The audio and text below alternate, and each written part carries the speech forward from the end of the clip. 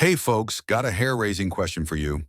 What if I told you your turbocharged engine could be a ticking time bomb just waiting to explode in a cloud of metal shards and vaporized oil? Sounds intense, right? Well, after over 2 decades getting greasy under the hood, I've seen far too many turbo engines meet an untimely demise from simple negligence. But don't panic just yet. Your trusty mechanic is here to defuse the situation. In this video, we're going to disarm those 5 deadly turbo killers so you can drive with confidence, not constantly worried about an expensive meltdown. If you find these turbo life-saving tips helpful, do me a favor and smash that like button. It really helps out the channel. Now let's get cracking on extending the life of your turbo terror, the cold start calamity feeling that Arctic chill in the morning. I know the temptation. Fire up the engine and immediately slam the gas to get that sweet turbo spool.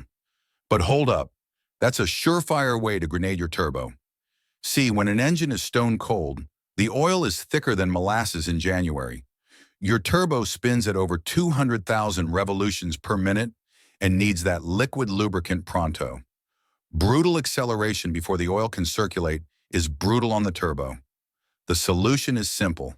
Let your engine idle for 2 to 5 minutes before driving like a banshee.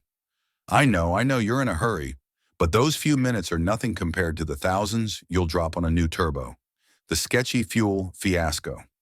What you put in the tank is critically important for turbo life. These snails are force-feeding that air and fuel into the combustion chamber under extreme pressures. Using low-quality or the wrong octane fuel can cause pre-ignition. Basically, miniature thermonuclear detonations going off before the spark plug lights the fire.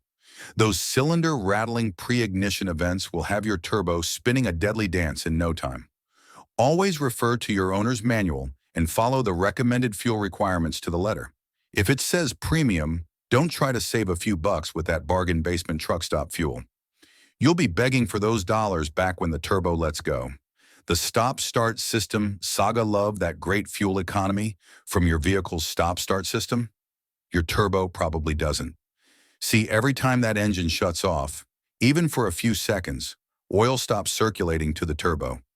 If it's still heat-soaked from boosting, you're starving it of its vital lubricant and cooling flow.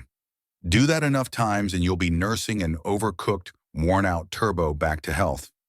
The fix isn't avoiding stop-start altogether, but using it wisely. Consider disabling it during heavy load situations. And always run a high-quality oil specified for those hard-working, stop-start turbocharged engines. The cooling cycle catastrophe. You just got done tearing up a fun mountain road, or did a long, hellish highway pull in sweltering temperatures. You make it home and gleefully bend the kill switch to shut her down. Not so fast, speed racer. After sustained high-speed or heavy-load operations, your turbo is basically a radiating ball of heat. We're talking over 1,000 degrees Fahrenheit. Kill the engine immediately, and you've just cut off the oil supply that cools the turbo housing and lubricates the bearings. That leads to cooked oil dispersing as a varnish-like coating throughout the hot turbo. A death sentence. Simple fix? Let it idle 30 seconds to a minute after those rowdy drives to properly circulate and cool down before shutdown. The shady oil skimping, last but definitely not least, the cardinal sin, neglecting regular oil changes. Look, in a turbo engine, oil doesn't just lubricate, it's also a critical cooling fluid, channeling heat away from the turbo's blazing hot parts.